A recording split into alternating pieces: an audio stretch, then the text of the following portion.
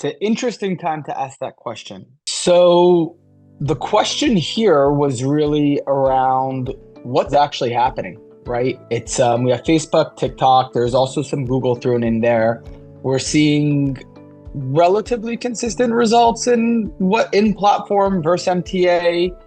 We know kind of by our gut, but by nothing else, that TikTok this tells us we should invest very heavily in Facebook. Maybe we cool down TikTok.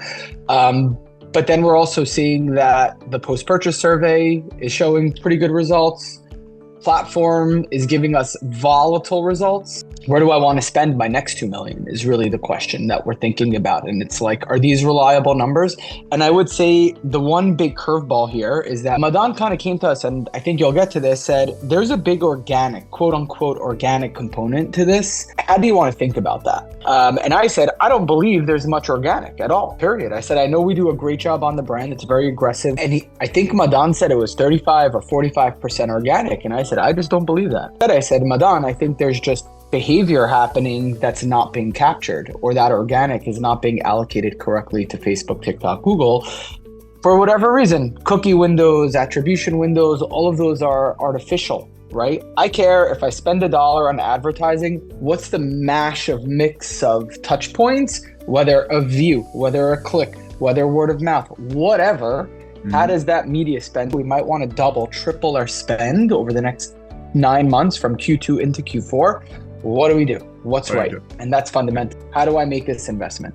Most of us marketers, especially those of us who spend a lot of time in spreadsheets, often forget is that there's one human on the other end of every interaction. One, not a cohort, there's one.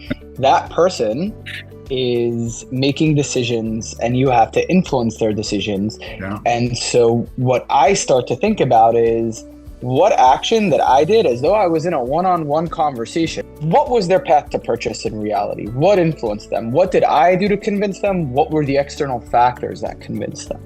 As though it was a one-on-one conversation. When I looked at that 43%, I said, I have a hard time believing that we achieved some kind of Allbird style, which had this moment, which everyone knew about. We did not know that there was a perfect G moment, so we were skeptical. We didn't think they were like actively sharing to the point where it was 40% of our new customers.